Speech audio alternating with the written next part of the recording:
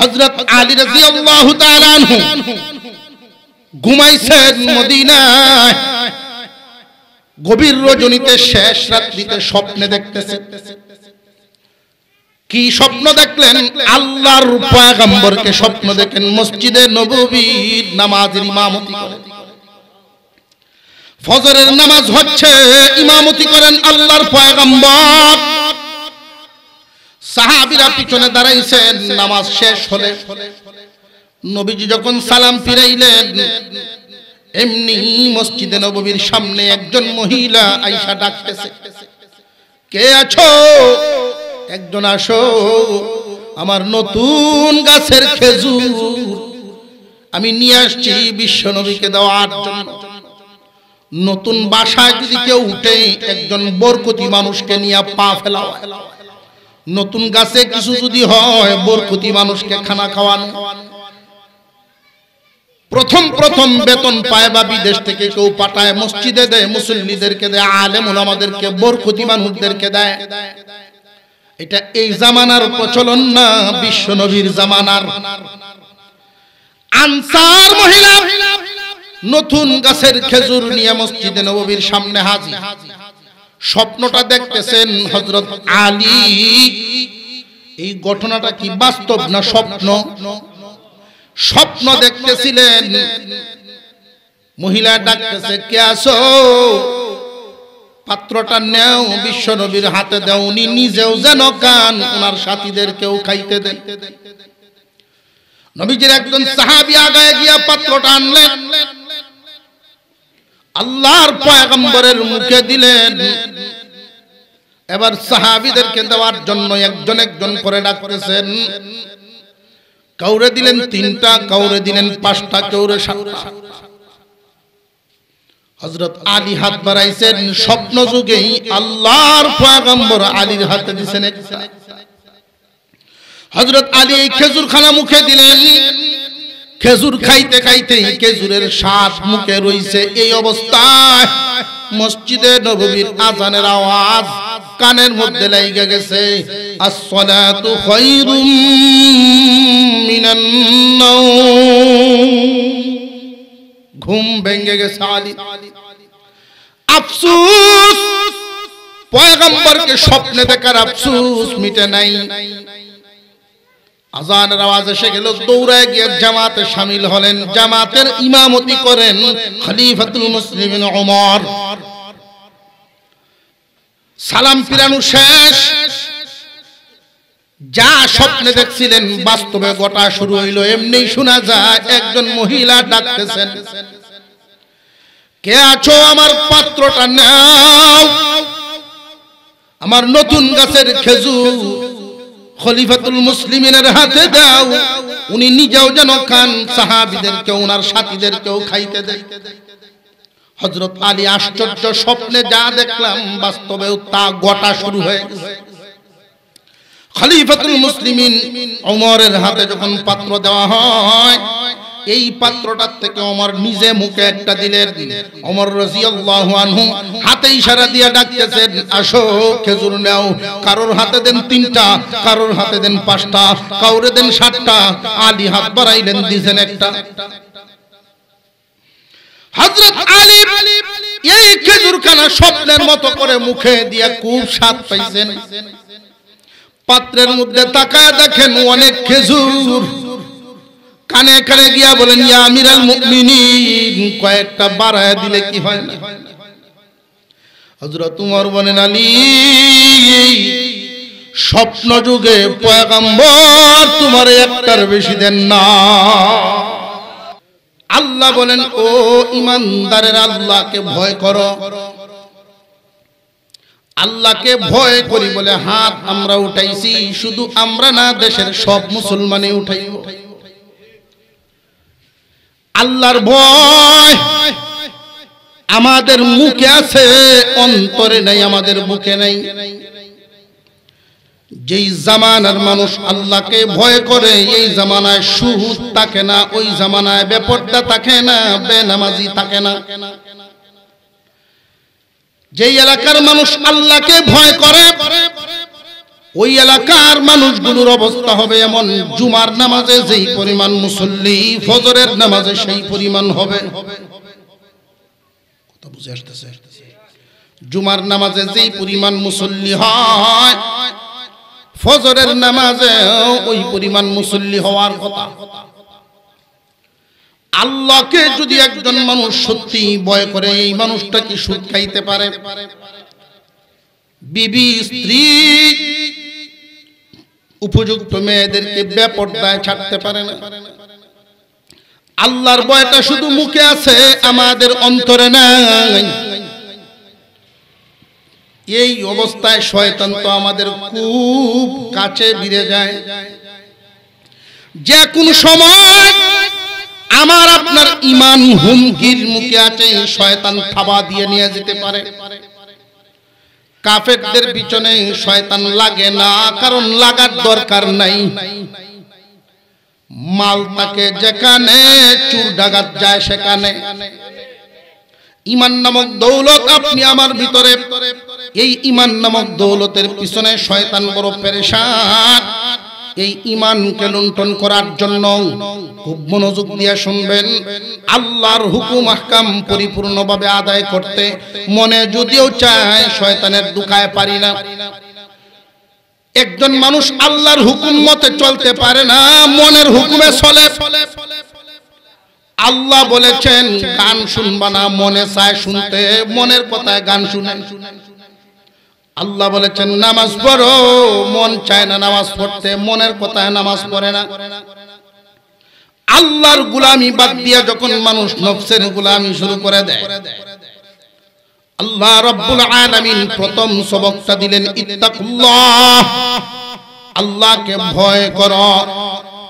আল্লাহকে ভয় করার অবস্থা হলো এমন, উবাই ইবনে কাব রাদিয়াল্লাহু তাআলা আনহু আল্লাহর পয়গম্বরের একজন সাহাবী ছিলেন। হযরত উমর ফারুক রাদিয়াল্লাহু তাআলা আনহু যেই সময় খলিফাতুল মুসলিমিন রাস্তা দিয়ে হাঁটতেছেন, মক্কা এবং মদিনা উভয় এলাকার নেতৃস্থানীয় লোকেরা ওনার সাথে যাচ্ছিলেন মরুভূমি পাড়ি দিয়ে। একটা এলাকা অতিক্রম করার সময় একজন বৃদ্ধা মহিলা উমরকে নাম ধরে ডাকছে। হযরত উমর ঘোড়া থেকে নেমে গেছে, বলতেছেন তোমরা সবাই দাঁড়াও, ভদ্র মহিলা আমাকে ডাকছেন, আমি ওনার কথা শুনে আসি। মক্কা মদিনার মুরব্বি নেতৃস্থানীয় লোকেরা, নবীজির অনেক সাহাবীরা সবাই দাঁড়ায় রইলেন। খলিফাতুল মুসলিমিন ওমর ওই মহিলার সামনে গিয়া মাথা ঝুঁকায়া দাঁড়ায় রইছে। মহিলা ডাইকা ডাইকা নসিহত করতেছেন, আর উমর কান পেতে মন ভরে শুনতেছেন। নসিহত শুনে যখন উনি আসলেন, নেতৃস্থানীয় লোকেরা জিজ্ঞাসা করেন, ইয়া আমিরাল মুমিনিন, মক্কা মদিনার নেতৃস্থানীয় লোকদেরকে দাঁড় করায়া একজন মহিলা ডাকে আপনি গিয়া হাজির হয়ে গেলেন। সামনে এতক্ষণ দাঁড়ায় দাঁড়ায় তার নসিহত শুনলেন। কে উনি কি? উনার পরিচয় তো আমরা কেউ জানি না গো উমর।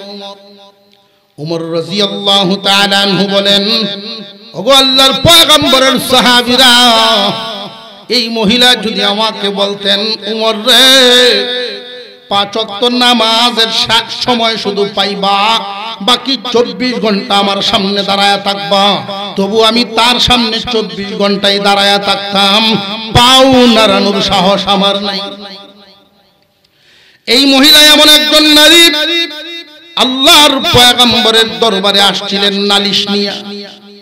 আমি তখন সেখানে বসা ছিলাম। ওই মহিলা যেই দিন আসছিলেন নবীজির দরবারে নালিশ নিয়ে আসার পরে আল্লাহ পাক রব্বুল আলামিন এই মহিলার নালিশের জবাবে কোরআনের আয়াত নাযিল করে দিয়েছেন। ওই মহিলার কদর কম না।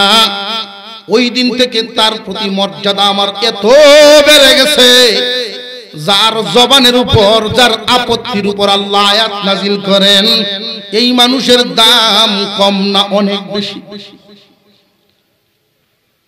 এবার তারা জিজ্ঞাসা করেন, উনি আপনাকে কি বললেন? এই মহিলা আমারে নসিহত করে দিয়েছেন। নসিহত কি নসিহত করলেন? আমাদেরকে কি শুনাইবেন?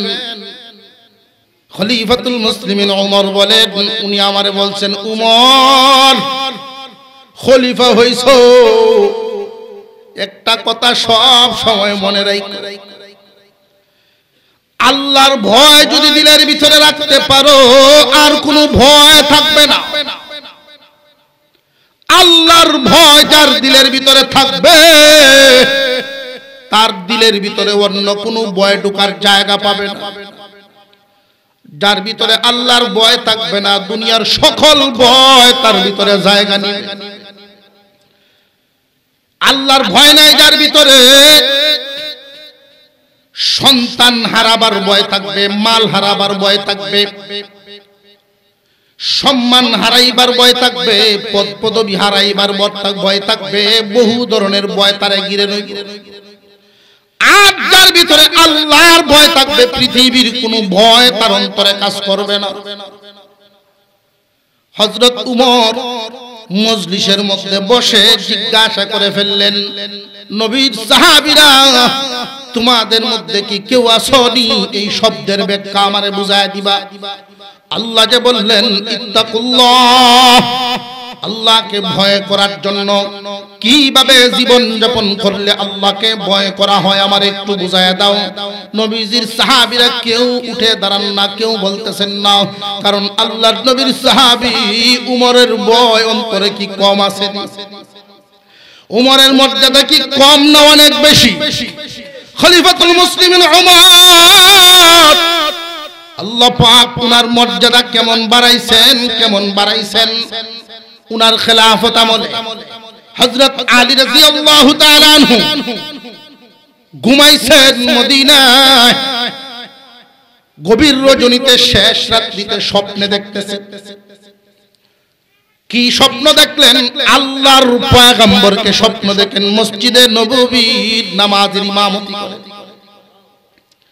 ফজরের নামাজ হচ্ছে, ইমামতি করেন আল্লাহর পয়গম্বর।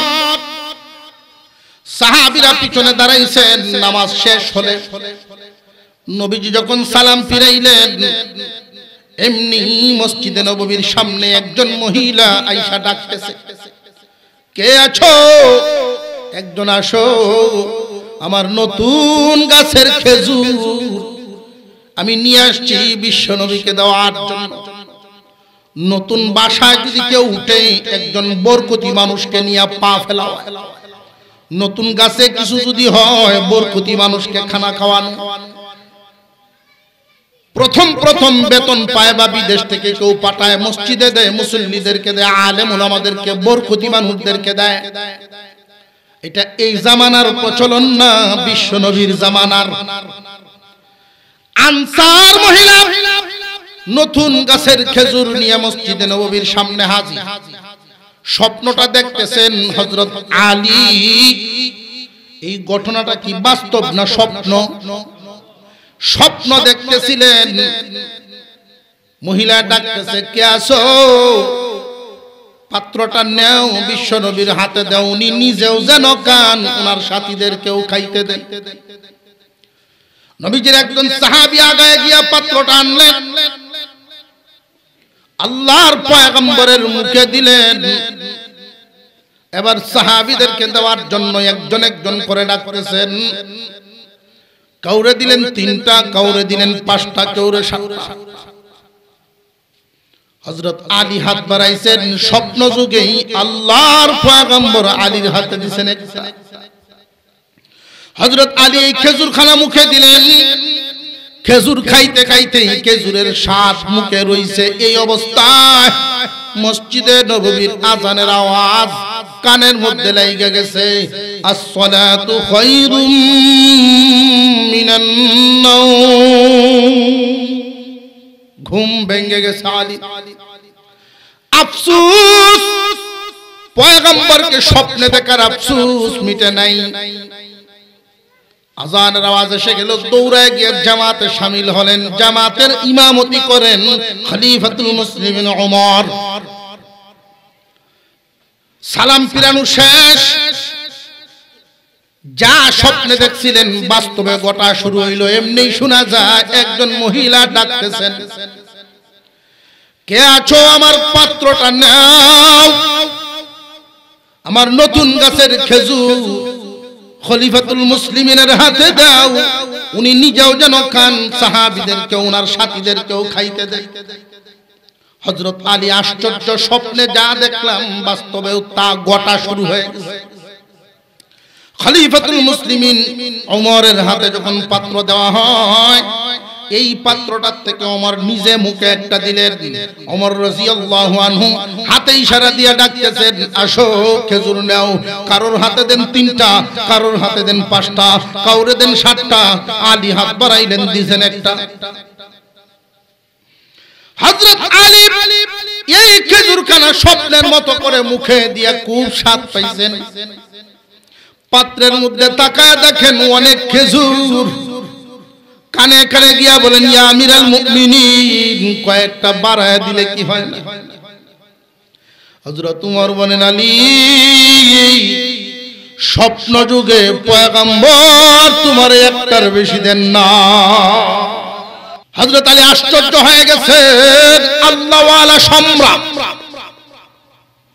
আল্লাহ পাক মাকাম কোথায় উঠায় দিতেন, তার রাজ্যে কে কি স্বপ্নে দেখে আল্লাহ পাক এটাও ওনারে জানায় দেন। সেই উমর মানুষদের সামনে এলান করলেন, ডাকতেছেন, কি আসরে ইত্তাকুল্লাহর ব্যাখ্যা মানে বুঝাইবা। নবীজির কোন সাহাবী দাঁড়ান না, কোন তাবী দাঁড়ান না। এমনি ওমর একজনের দিকে আঙ্গুল তাক করে বলেন, আপনি দাঁড়ান। এই সাহাবীর নাম উবাই ইবনে কাব রাদিয়াল্লাহু তাআলা। কণ্ঠ খুব ভালো ছিল, জবান খুব সুস্পষ্ট থাকার কারণে উচ্চারণ সুন্দর হতো। আল্লাহর পয়গম্বরের সামনে সব সাহাবীরা কোরআন পড়তে পারতেন না, ভয় পেতেন। যার উপর আল্লাহর কালাম নাযিল হয়েছে তার সামনে কেমনে তিলাওয়াত করি, এত বড় দুঃসাহস কেউ করতেন না। নবীজি সাল্লাল্লাহু আলাইহি ওয়াসাল্লাম হঠাৎ করে একদিন উবাই ইবনে কাবের পিছনে দাঁড়ায় দাঁড়ায় কোরআন তিলাওয়াত শুনতেছিলেন। হযরত উবাই কোরআন তিলাওয়াত করতেছেন। যেই মাত্র উবাই ইবনে কাব রাদিয়াল্লাহু আনহু আন্দাজ করলেন পিছনে কেউ দাঁড়িয়ে আছেন, উনি ঘুরে দেখায় দেখেন বিশ্ব নবী দাঁড়ায় আছেন, তিলাওয়াত বন্ধ করে দিয়েছেন। আল্লাহর নবী বলেন, উবাই তিলাওয়াত করো। উবাই ইবনে কাব বলেন, ইয়া রাসূলুল্লাহ, আপনার সামনে আল্লাহর কালাম তিলাওয়াত করতে তো ভয় লাগে। আল্লাহর নবী বলেন, আল্লাহ আমাকে আদেশ দিয়েছেন তেলাওয়াত শোনার জন্য। ইয়া রাসূলুল্লাহ, আল্লাহ আদেশ দিয়েছেন। আপনার তো অনেক সাহাবী আছেন যে কারণ তেলাওয়াত শুনতে পারেন। আল্লাহ কি আমার নাম উল্লেখ করছেন নাকি যে আমার তেলাওয়াত শোনার জন্য? আল্লাহর পয়গম্বর বলেন, উবাই রে, আল্লাহ তোমার নাম উল্লেখ করে বলছেন তোমার তিলাওয়াত শোনার জন্য। আরো জোরে কোন সুবহানাল্লাহ। হযরত ওমর বলেন, উবাই তুমি দাঁড়াও, তোমার তিলাওয়াত বিশ্বনবী শুনছেন, সুতরাং তুমি ব্যাখ্যা দাও। উবাই ইবনে কাব বলেছিলেন, ইয়া আমিরাল মুমিনিন, ইত্তাকুল্লাহ, আল্লাহকে ভয় করো। এই শব্দটার উপর আমল হবে এমন ভাবে জীবন যাপন করলে দুনিয়ার জমিনে চলতে ফিরতে এমন কি রাস্তা কখনো দেখছেন যেই রাস্তাটা খুব চিকন হবে, দুনো সাইডে দিয়া কাটার গাছ, দুনো সাইডে কাটার গাছ, রাস্তাটা খুব চিকন, এমন কোন রাস্তা জীবনে চলছেন? ওমর বলেন, হ্যাঁ, রাস্তা যদি এমন হয় খুব সাবধানে কদম বাড়ানো লাগে। উবাই ইবনে কাব বলেন, ঠিক তেমনি একজন ইমানদার প্রত্যেকটা কাজ খুব সাবধানে করবে। এই কাজটাই কি আমার আল্লাহ খুশি না বেজার? চিন্তা করবে আগে, কাজ করবে পরে। যারা চিন্তা করিয়া বেঁচে থাকবে তার অন্তরে আল্লাহর ভয় ঢুকবে।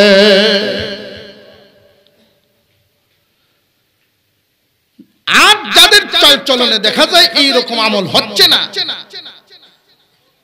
তাহলে তুমি শয়তানের হুমকির মুখে আছো। ঈমান নিয়ে যদি দুনিয়া ছাড়বার না পারো তাহলে মুশকিল, সব হারাইলা। শয়তান তোমার কাছ থেকে থাবা দিয়ে যেন ঈমান না রাখতে পারে, এই জন্য আল্লাহ পাক 2 নাম্বার আরেক সবক দিয়ে দিলেন। তাকওয়ার মাপকাঠি সবার সমান না, আমলের অবস্থা সবার সমান না। কারোর ভিতরে তাকওয়া পুরাপুরি আসতে নাও পারে। আল্লাহ রাব্বুল আলামিন এই জন্য দ্বিতীয় সবক দিয়া বান্দাদেরকে ঈমান নিয়ে মরার সহজ একটা পন্থা বের করে দিলেন। ওয়াকুনু মা'আস সাদিকিন।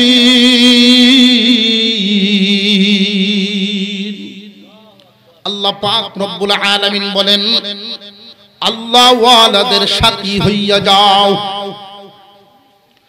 যদি দেখো আল্লাহর হুকুম পরিপূর্ণ পালন করতে পারছো না, শয়তানের ধোঁকায় আছো, অন্তরের রোগে আক্রান্ত হয়ে গেছো, অন্তরের রোগে। বান্দাদে শরীরের রোগ আর অন্তরের রোগ দুইটার মধ্যে অনেক বেশ কম। দুনিয়ার জমিনে যদি আমরা শারীরিকভাবে অসুস্থ হই, পেরেশান হয়ে যাই, কতক্ষণে সুস্থ করার চিন্তা করা যায়, কতক্ষণে ডাক্তারের কাছে যাওয়া যায়, জায়গা বিক্রি, জমি বিক্রি, বাসা বাড়ি বিক্রি করে। কিন্তু অন্তরের রোগ দূর করার কোনো পেরেশানি নাই। খুব সাবধান রে দুনিয়াবাসী, শরীরের রোগের চাইতে অন্তরের রোগ মারাত্মক। শরীরের রোগের চাইতে অন্তরের রোগ মারাত্মক কেমনে?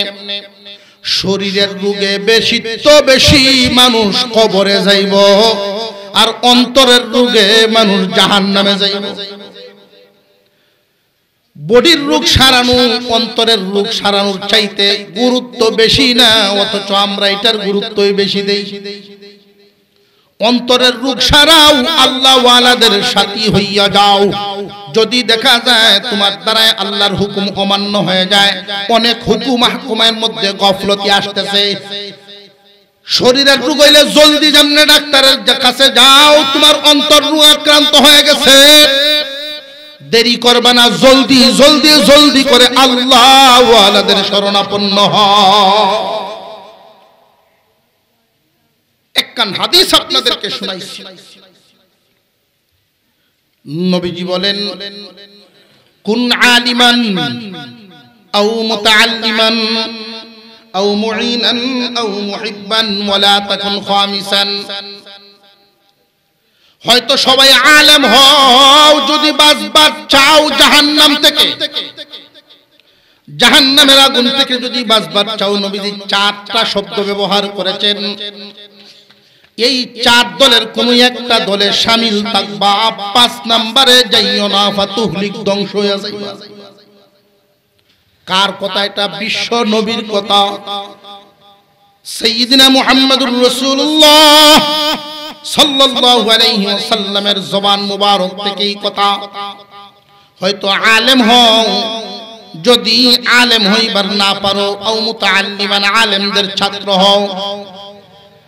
আলেমদের ছাত্র হওয়ার জন্য বয়সের সময়সীমা লাগে না, সারা জিন্দেগি ভর আলেমদের ছাত্র হইয়া কাটাও। ছাত্র আর উস্তাদের একটা সম্পর্ক আছে না নাই?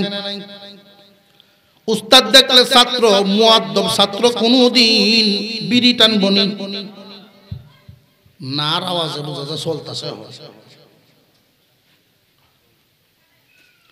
উস্তাদ দেখলে কোনদিন ছাত্র সাইকেলের উপরে থাকবো না, দাঁড়ায় যাবো বা নেমে যাবে।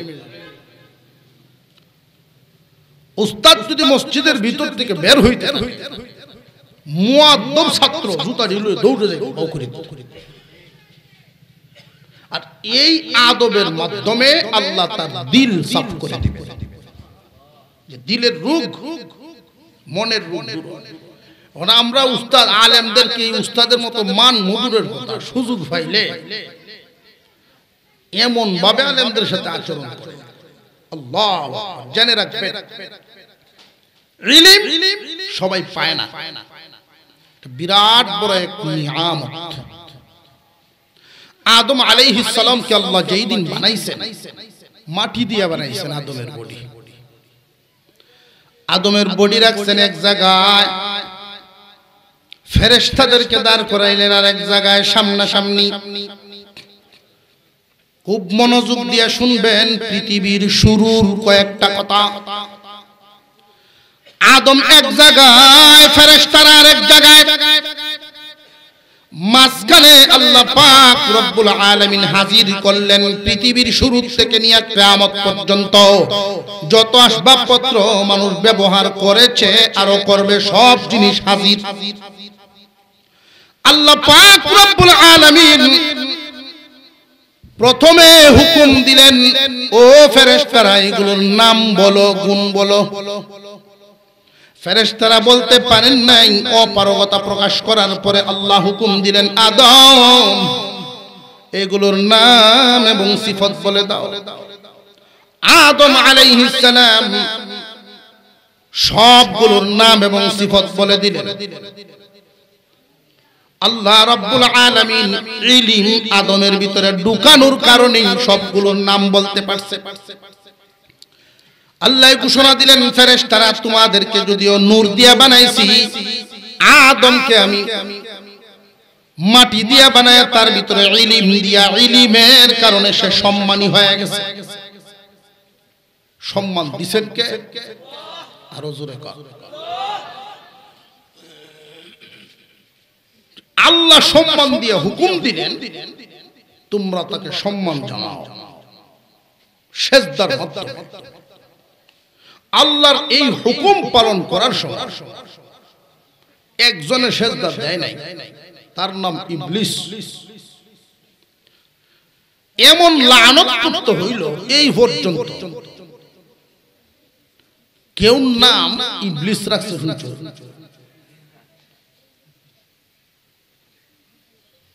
কেউ 7 ফুট যে হট্টার নাম রাখছে ইবলিস, এরকম আছে।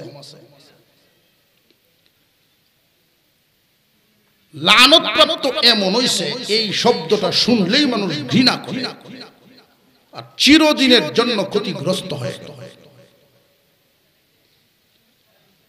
পক্ষান্তরে যারা সেজদা দিয়েছিলেন ফেরেশতারা, এদের মধ্যে একজন আগে দেখছে। এই ফেরেশতার নাম ইসরাফিল আলাইহিস সালাম। আল্লাহ বলেন, ফেরেশতারা সবাই সেজদা দিছো, এর মধ্যে ইসরাফিল আগে দিছে। আমি খুশি হইয়া ইসরাফিলের কপালে 30 পারা কোরআন লিখে দিলাম। একজন সম্মান দেয় নাই, লানত প্রাপ্ত। বাকিরা সম্মান দিছেন, আল্লাহর হুকুম পালন হয়েছে। একজন আগে দেয়া দিছেন, পুরস্কার পায় গেছে। এই পৃথিবীর জমিনে দুই দল মানুষ, একদল আলেম উলামাদের কাতারে, আরেক দল আলেমদের বিরুদ্ধে। একদল আল্লাহ ওয়ালাদের কাতারে, আরেক দল আল্লাহ ওয়ালাদের বিরুদ্ধে। সুকৌশলে চেষ্টা করে কোরআন হাদিসের বিরুদ্ধে কেমনে যাইতে পারে। মুসলমান ভাইরা, আপনারা যে এখানে বসছেন কোরআনের পক্ষে, কোরআনের মহব্বতে বসছেন, ঠিক না বেঠি? এই কোরআনের সাথে সম্পৃক্ত যা আছে সারা জিন্দেগি ভর এই মহব্বত দিলের ভিতরে জাগায় রাখে। এই মহব্বতটুকু আপনাকে কি পুরস্কার দিবে? ঈমান নামক দৌলত নিয়ে দুনিয়া চলতে পারবে। আর যারা এই দলের বিরুদ্ধে অবস্থান করে, যত ভালো নামি দামি মানুষই থাকুক, ঈমান নিয়ে দুনিয়া চলতে পারবে না, বেঈমানের মরণ হবে। উদাহরণ, মিশরের ফেরাউন আর বিবি আসিয়া। মুসা আলাইহিস সালামকে মহব্বত করার কারণে আসিয়াকে আল্লাহ ঈমান নামক হাদিয়া দিলেন,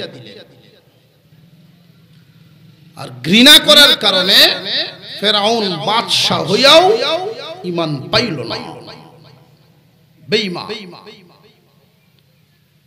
এই এলাকায় যারা বসবাস করে প্রত্যেকের জন্যই আমি কথাটা বলতেছি, কোরআন যেখানে তালিম হয়, কুরআনুল কারীম তালিম প্রত্যেকের ঘরে ঘরে হওয়া উচিত। ফাঁকে একটা কথা বলে দে, যেই ঘরে বসবাস করনেওয়ালা মানুষগুলো নামাজ পড়া আর দৈনিক কোরআনের সাথে সাক্ষাৎ করা, নামাজ আর কোরআন তিলাওয়াত যদি চালায়া রাখতে পারে, আল্লাহর রাসূল বলেন এদের জন্য রিজিকের ফয়সালা আল্লাহ গায়বী খাজানাত থেকে করবেন। সুবহানাল্লাহর আওয়াজে আপনারা খুশি না? গায়বী খাজানা এর অর্থ হলো এমন জায়গা থেকে আল্লাহ রিজিক মিলাবেন যেটা কল্পনায় ছিল না। কিন্তু সব বাড়ি ঘরে কি কোরআন তেলাওয়াত আছে? নাই।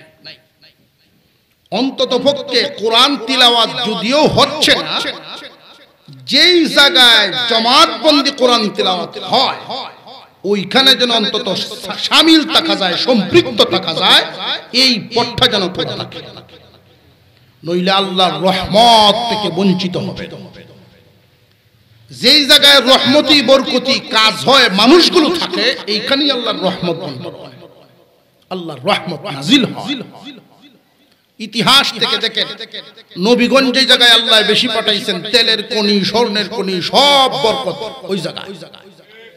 বরকতি মানুষ যে জায়গায়, আল্লাহর রহমত বরকত সেই জায়গায়। জায়গার দাম এমনি বাড়ে না, মানুষের কারণে জায়গার দাম বাড়ে। এখানে কোরআনের খেদমত হয়, আর এই উসিলায় সারা এলাকাবাসী আল্লাহর রহমত পায়। আল্লাহর রহমত যারা পায়, এই রহমতের কয়েকটা ব্যাখ্যা, আমি সেদিকে যাচ্ছি না, শুধু এই কথাটা বলছি, নামাজ ঠিক রাখবেন আর কোরআনকে ধরে রাখবেন। আমরা আছি পৃথিবীতে, জান্নাতে যাওয়ার ইচ্ছা আছে না? কেলা কেলা যাইবেন জান্নাত দেখতাম, আদি ঢিলই রইছে, সুজা হইতো মাশাআল্লাহ, জান্নাত যাওয়ান। জান্নাত অনেক উপরে, নিজেদের চেষ্টায় জান্নাতে যাওয়া সম্ভব না। আমরা অনেক নিচে, জান্নাত অনেক উপরে। কি পরিমাণ উপরে? 5 লক্ষ মাইল উপরে না, 5 লক্ষ 10 লক্ষ 1 কোটি মাইল উপরে যদি হইতো, আমরার আগে সাদা চামড়াই গেল। যারা রকেট আবিষ্কার করে তারার ঈমান না থাকলেও গেলই গিয়া তো না। প্রথম আসমানই 500 বছরের রাস্তা।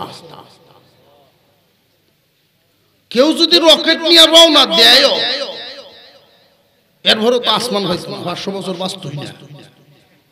নাতি হুতি দুতি লয়ে গেল হামিদ, অথচ এর ভিতরে আসমান আছে। এই আসমানের নিচে জান্নাত আছে, দ্বিতীয় আসমান, তৃতীয় আসমান, চতুর্থ আসমান, এরকম 7টা আসমান, 7টা শূন্যস্থান, 7000 বছরের রাস্তা। জমিন থেকে 7000 হইল 7টা আসমান, আরো শূন্যস্থান 7000 পাড়ি দিয়ে সিদরাতুল মুনতাহা, টোটাল 14000 বছরের রাস্তার ভিতরে জান্নাত। আল্লাহ বলেন, বান্দা বান্দিরা, পৃথিবীতে তোমরা অনেক নিচে আর জান্নাত অনেক উপরে। তোমাদের চেষ্টায় জান্নাতে আসতে পারবা না আমি আল্লাহর রহমত ছাড়া। দুনিয়ার জমিনে যদি কেউ নিচে থাকে আর তারে উপরে উঠাইতে হয়, মোটামুটি কয়েকটা কাজ লাগে।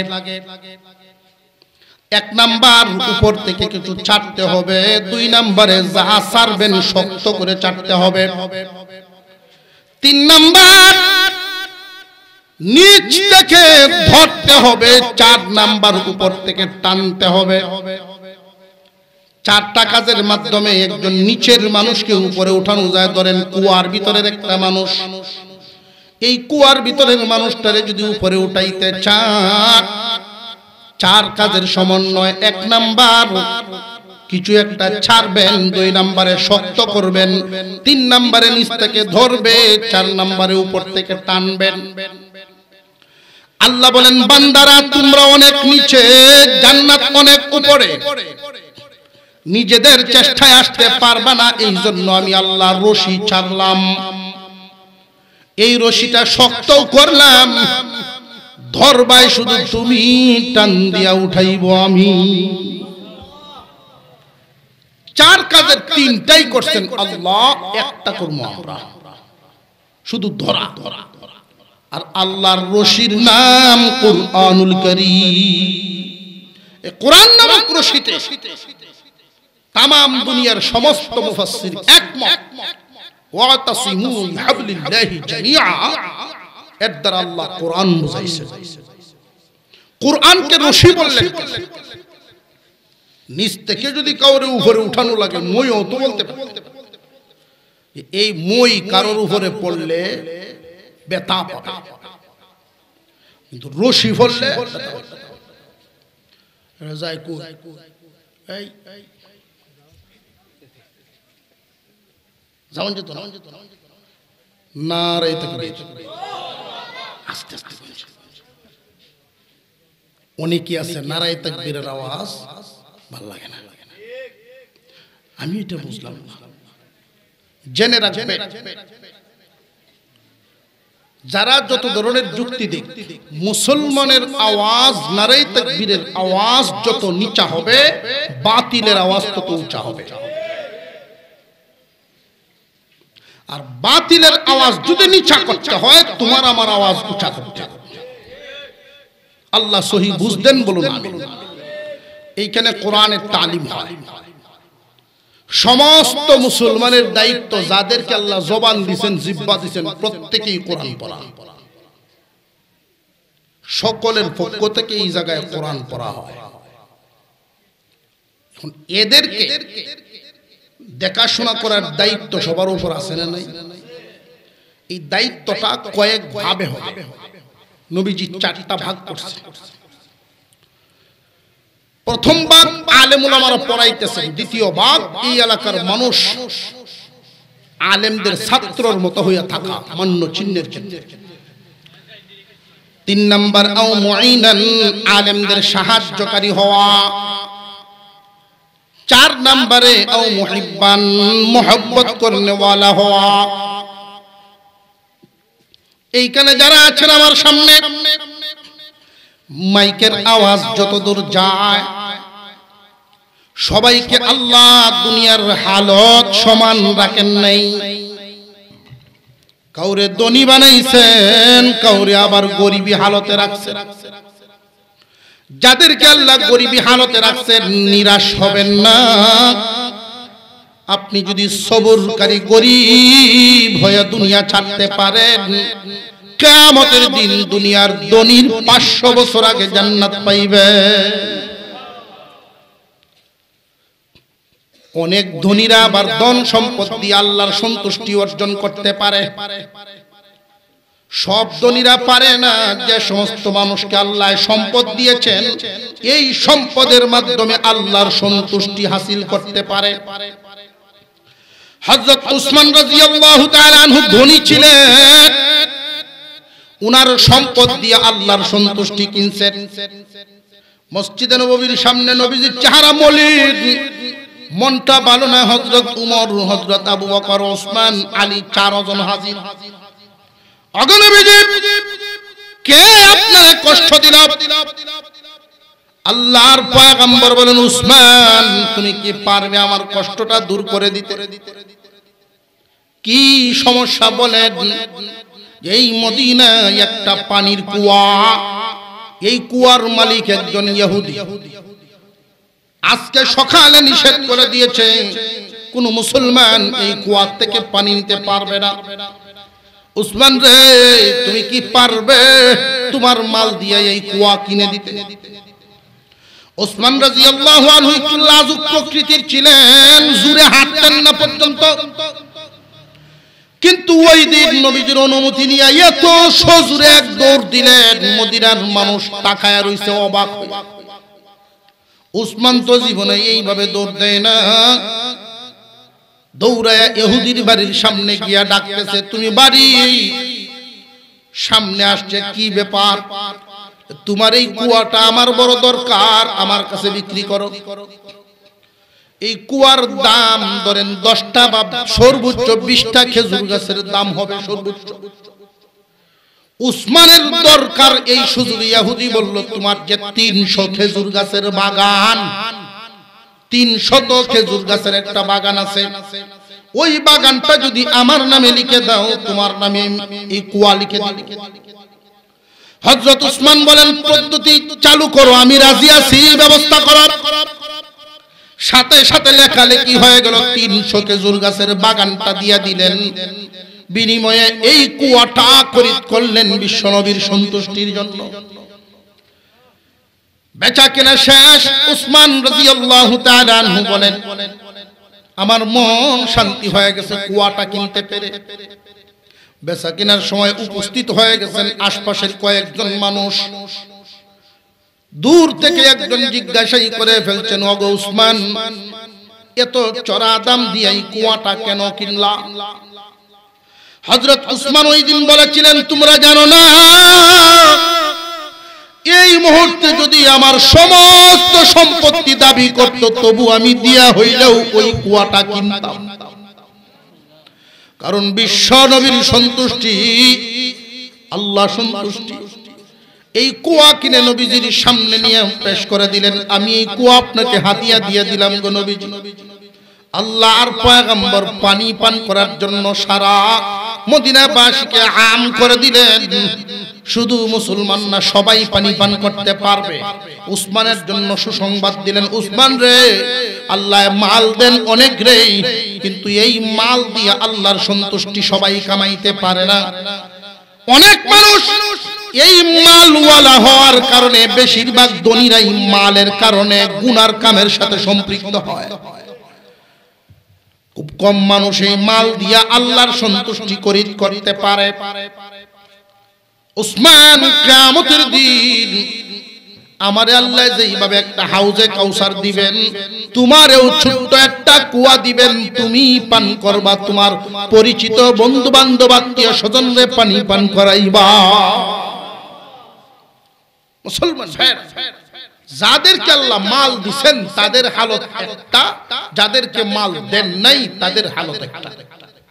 এই এলাকায় যারা বসবাস করে, প্রথম কথা হলো সকলের দায়িত্ব ওই মাদ্রাসার জন্য দোয়া করা।